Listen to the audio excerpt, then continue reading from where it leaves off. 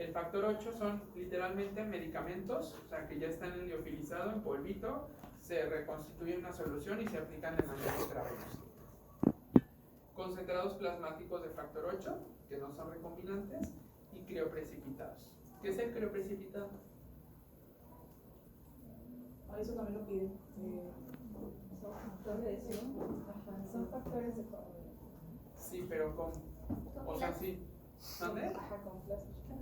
Lo que pasa es que del plasma fresco congelado, De ahí sacan. de ahí se saca. Pero hagan de cuenta que lo que se hace es agarran un plasma fresco congelado y ese plasma fresco congelado lo meten a congelar.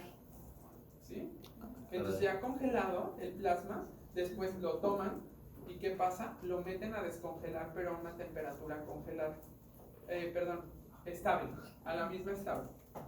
O sea, sacan el plasma, lo meten al refrigerador, literal, y se va a estar descongelando a una temperatura estable.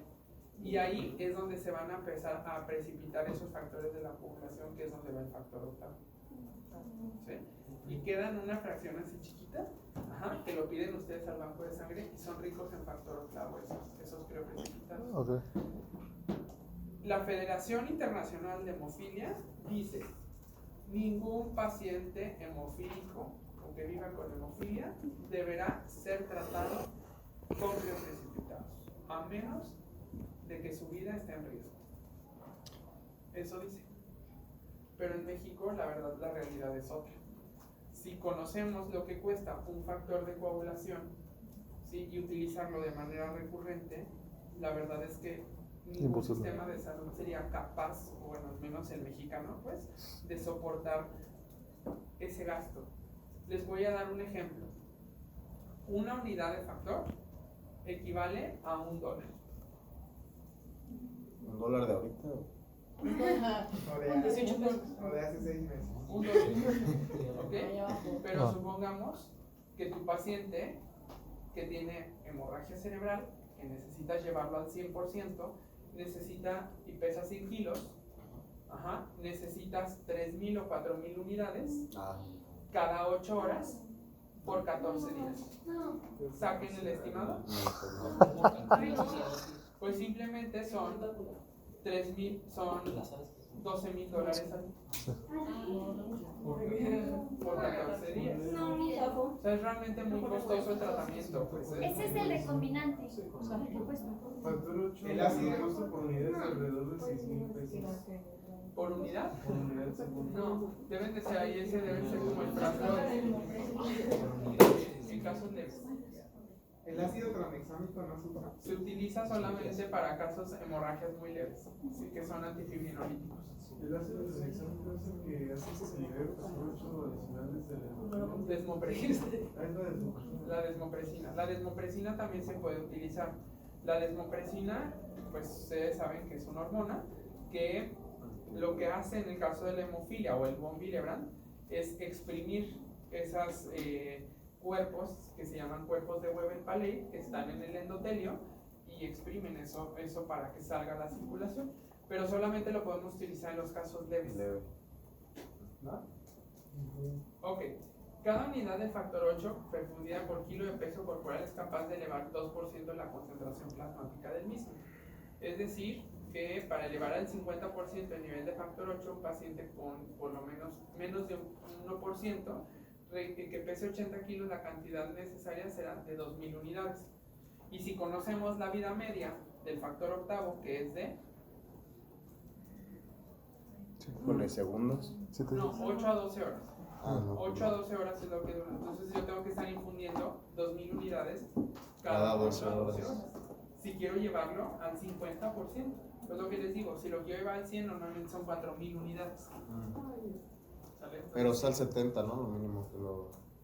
Por ejemplo, para un procedimiento quirúrgico. Sí, 70%. Por ejemplo, para una cirugía ortopédica o algo así, 80%. Si nada más le quiero dar manejo conservador, Ya. es 40%. ¿Y lo mantienes así durante su tratamiento más o menos? De 7 a 10 días aproximadamente. ¿Qué caro es ser hemofílico? Sí, es muy caro. Y por eso hicieron fundaciones Sí, 40 y todo es eso para poder tener más o su menos. tratamiento. Ok, hay medicamentos adyuvantes, lo que íbamos a hablar, que ya me preguntaron, es la desmopresina.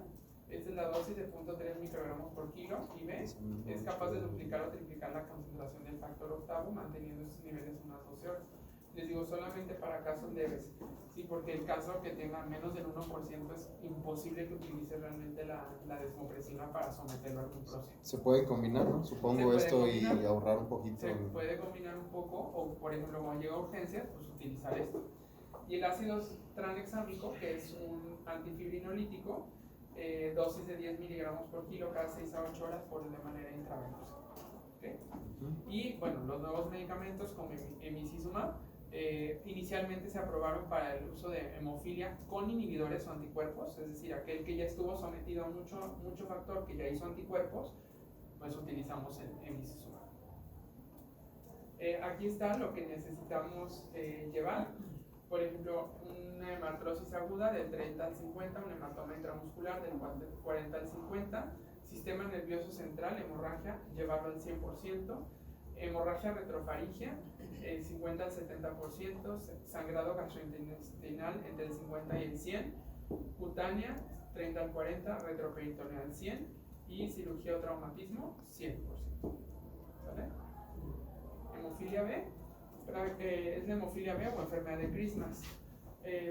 Se debe a una disminución de los niveles antigénicos del factor 9 o la existencia de una proteína inactiva en 1% de los casos, un 1/3 de los casos, y es deficiencia del 9. Las manifestaciones clínicas idénticas, ¿okay? Idénticas a las del factor 8, ¿sí? O sea, no hay diferencia en cuanto a manifestación. El tratamiento, la administración de desmopresina no tiene valor porque no vamos a liberar factor 9 con la desmopresina. El tratamiento de elección se basa en factor noveno recombinante o crioprecipitados. ¿Sale?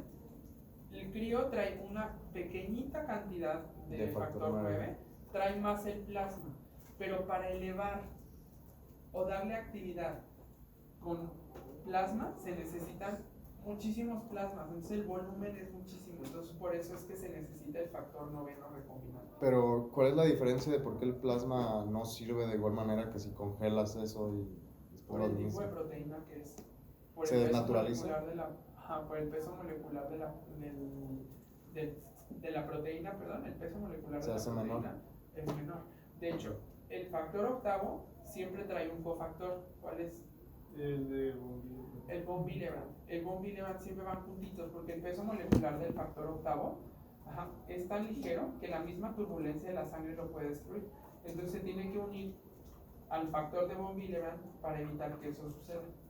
Por eso es que en algunos factores el peso molecular lo permite obtenerlo del plasma. ¿Sale? Y en otros no. Cada unidad de factor noveno eleva 1%, entonces 40-60 unidades por kilo de peso es suficiente para alcanzar niveles plasmáticos. Doctor, no entendí lo de concentrados de factor 9 previamente inactivados para virus.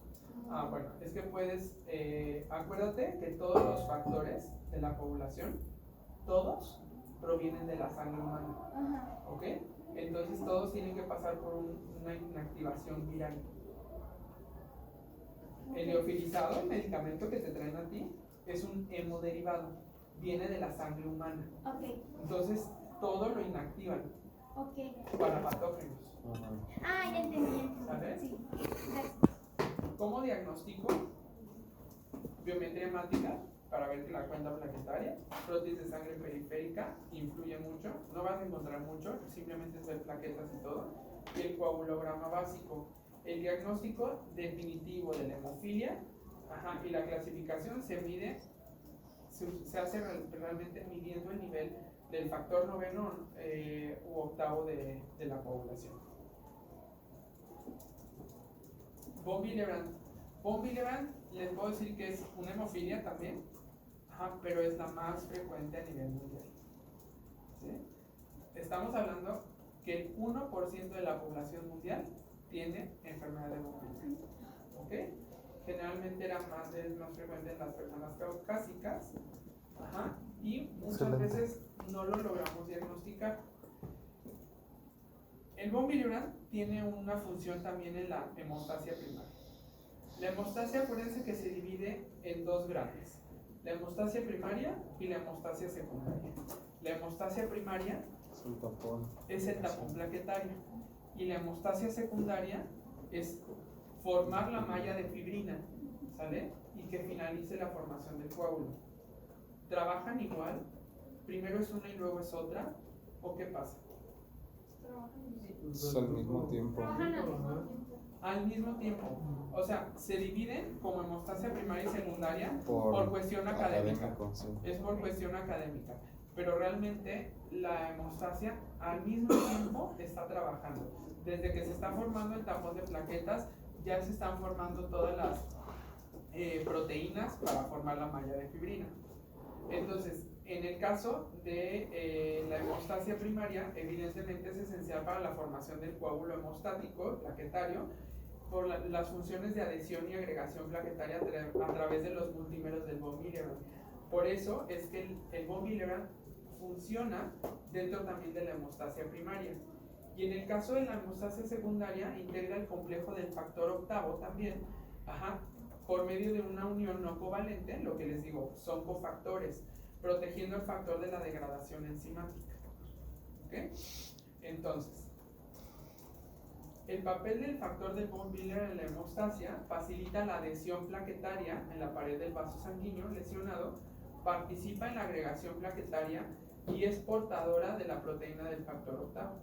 Entonces, interviene en las dos hemostasias. ¿Cómo la voy a clasificar? ¿Sí? La clasificación de la enfermedad de von Willebrand es sencilla. Tipo 1 tiene defecto cuantitativo parcial, ¿sí? Que es leve desde el punto de vista cualitativo. Tipo 2 tienen mutaciones cualitativas, es decir, ellos tienen von Willebrand, pero sus multímeros o las cadenas de multímeros de von Willebrand no están funcionando.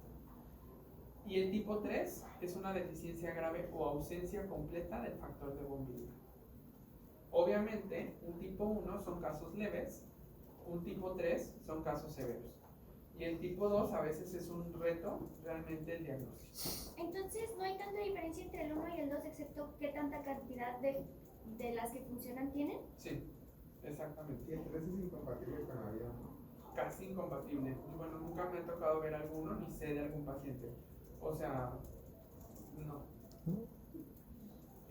La forma 1 obviamente es la forma más común, ¿sí? De von Willebrand, el 80%. Manifestaciones similares a las de enfermedad de von Willebrand tipo 1, las tiene el tipo 2, y la del tipo 3 es la forma más grave. La herencia es autosómica dominante. Y los patrones, aquí están, autosómico dominante con 70% de penetración en el tipo 1. En el tipo 2 existen el subtipo 2A, 2B, 2M, es autosómico dominante. Y el 2N, autosómico recesivo. Y el tipo 3, autosómico recesivo también. Las manifestaciones clínicas, como les decía, comparten manifestaciones clínicas con trombocitopenia, manifestaciones mucocutáneas, ¿sí? Pero también con manifestaciones también a nivel articular o en músculos, ¿sí? Lo más frecuente es la propensión a los moretes, laceraciones con hemorragias prolongadas, o sea, si se cortan, sangran mucho. La epistaxis es de lo más frecuente en el varón. La hemorragia de encías también puede suceder. La menorragia, es decir, el sangrado abundante, menstrual incluso, es frecuente. La hemorragia posterior a extracciones dentales, intervenciones quirúrgicas, hemorragia posparto excesiva y hematomas musculares y hemartrosis normalmente en el tipo 3, ¿sí? En aquellos casos. Hay muchos que están perdidos, que están lejos del hematólogo. Están generalmente en el otorrino y en el ginecólogo. Ahí están. ¿Sí? O a veces nos llegan y nos llegan por anemia. ¿Saben? Es como a nosotros nos llegan. Porque anemia. ¿Y por qué anemia? Porque sangra un montón en la menstruación y ves los tiempos y ves el TTPA ligeramente prolongado y dices, va a traer von Willebrand. Y es frecuente, ¿eh? Yo he diagnosticado muchos, de verdad, muchos. les aseguro que aquí por aquí Hay uno. podríamos encontrar alguno. El cuenca, siempre sangre en la nariz. ¿No? Pues ahí está. Doctor, No, yo si por también. ejemplo, Evidencia, no en mi bueno, luego le decimos. Que está diagnosticado. Así, si empiezas a sospechar de este paciente, le vas a hacer una como examen genético para confirmar que está ahí. Unos ¿O no? tiempos. Haces tiempos Ajá. y pides niveles de von Willebrand. Ok. Ajá. Ojo, acuérdate que hay factores de von Willebrand, o sea, en el 2, perdón, los multímeros no te van a representar tanto en la actividad. Ok. Pueden estar ligeramente bajos, ahí es donde dices, a lo mejor es un tipo 2 y tendríamos que mandar pedir multímeros de von Willebrand para poder clasificarlo en 2A, 2B, 2N y 2M. ¿Sí? La verdad, en esos es un reto diagnóstico para aquí en México, porque no disponemos en dónde se puedan realizar. Podemos utilizar algunas otras mediciones, como por ejemplo el cofactor de ristocetina, que son en agregometrías plaquetarias, nos puede orientar un poco, ¿sí? Pero no es concluyentemente diagnóstico, como hacer pero un tipo 1 o un tipo 3, por supuesto que lo podemos diagnosticar por el nivel de factor. Entonces, nada más. Inicialmente la forma en que podría diferenciar esto de, por ejemplo, la trombocitopenia sería con los niveles de plaquetas que mejor. Sí, solamente hay un tipo de von Willebrand que hace trombocitopenia. Entonces, ¿no? El 2. El dos. 2B. 2B. Incremento de la afinidad para la fijación planetaria. Ese que hace trombocitopenia. Me quedan 6 minutos de memoria. Y el 2N hace chida aquí. disminución del factor octavo. Parece que no está bien. ¿Cómo hago el diagnóstico? Pruebas de laboratorio de primera fase, biometría hemática, TTPA. El TTPA es el que se va a prolongar. Y otro dato que nos va a ayudar muchísimo para el diagnóstico de von Willebrand es el tiempo de hemorragia. Que es obviamente, como tengo la imposibilidad de formar el tapón plaquetario de manera adecuada, obviamente se va a prolongar el tiempo de hemorragia. ¿Que cuánto deberá ser? ¿Cuánto es un tiempo de hemorragia normal? Eso es lo habitual. Mayor a 10 minutos, 5.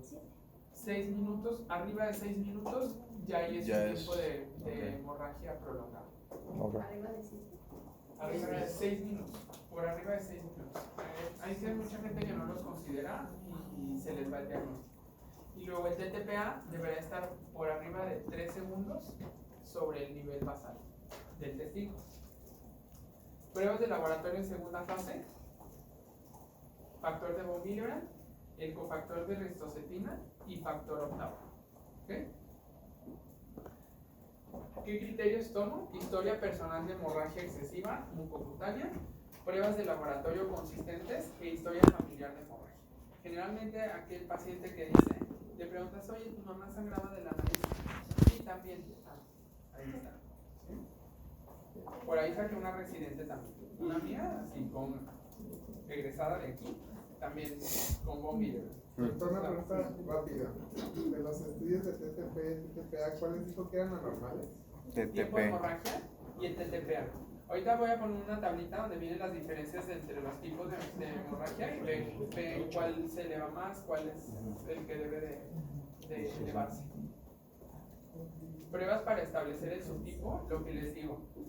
Agregación plaquetaria inducida por ristocetina, la prueba de unión del factor de von Willebrand al octavo, la prueba de unión a la colágena, la prueba de unión del von Willebrand a plaquetas fijadas, razón de cofactor de ristocetina y el antigénico, o sea, son pruebas que la verdad aquí en México no se hacen. No aplica. Entonces te hacen sospechar algunas otras pruebas de que dices, va a ser un 2, pero les digo, es un reto diagnóstico, pero por falta de pruebas. Pero sí se benefician de, o sea, el tratamiento modifica mucho en cuanto a la clasificación del tipo de von. Sí. Si es un tipo 1, le puedo dar desmopresina, por ejemplo. Ajá, y el otro era el que dijimos que no le hacía la desmopresina nada. Al 2 casi no se benefician de la desmopresina, aunque ustedes bien saben de las mexicanadas, aunque la verdad han salido incluso publicaciones de médicos mexicanos donde han utilizado la desmopresina en von Willebrand tipo 2 y dicen en sus resultados que sí se Que sí. benefician. Yo sí lo he utilizado y al menos pues sí paran de sangrar. O sea, sí paran de sangrar. Entonces pues lo he utilizado. El von Willebrand es lo mismo, es el mismo tema, el costo. O sea, si creen que el octavo es caro, el von Willebrand es más caro. Entonces, el nombre comercial se llama Emate o Wilate. Así siempre los factores. Emate o Wilate. No debería ser al revés, si es más común, más probable. Pues sí tendría, pero tú sabes que la industria farmacéutica no es muy amable. Doctor, ¿también era el falate? ¿Mande? También era el falate. Sí. ¿Ah? Con Las todo. pruebas, ¿cómo las voy a encontrar? Por cada subtipo. Ajá. El antígeno, el cofactor de ristocetina, la correlación y los multímeros. Realmente para hacer el diagnóstico de los dos, los multímeros y el cofactor de ristocetina, el cofactor sí lo podemos hacer, por eso es que a veces nos orienta. Y el tratamiento, desmopresina, lo que les decía, en un tipo Tipo 1, uno. administrar en niños adultos a 0.3 kg, peso de 20 a 30, solución fisiológica en infusión por 30 minutos. Y B, generalmente, otra cosa que hacemos también, que es A ver. mexicanada, es la desmopresina nasal. Ajá, desmopresina nasal. Spray nasal, por ejemplo, en aquellas mujeres que tienen von Willebrand tipo 1, ¿sabes que cuando empieza tu menstruación, al primer día de sangrado, 2 disparos? Y mejoran muchísimo. ¿Sí? Y más práctico que estar. Y es más práctico que ir a que les pongan la desmopresina. También la desmopresina, ojo, hay que tener mucho cuidado con los niveles de. ¿Por qué? Los niveles de qué electrolito. De De sodio. sodio. De sodio. Les pueden hacer hiponatremias severas. ¿Ok? Entonces, ¿no lo podrías recomendar como Factor de von Willebrand y factor 8. Hay unos que ya vienen juntos y son más efectivos. Pueden restablecerse mediante infusión de concentrados de esas proteínas y la desmopresina se utiliza también estos cuando la desmopresina no es capaz de parar la hemorragia. ¿Cómo se hace el diagnóstico diferencial? Aquí está, esa es esta tabla. Generalmente en la hemofilia A y B el tiempo de hemorragia es normal, ¿sí? Y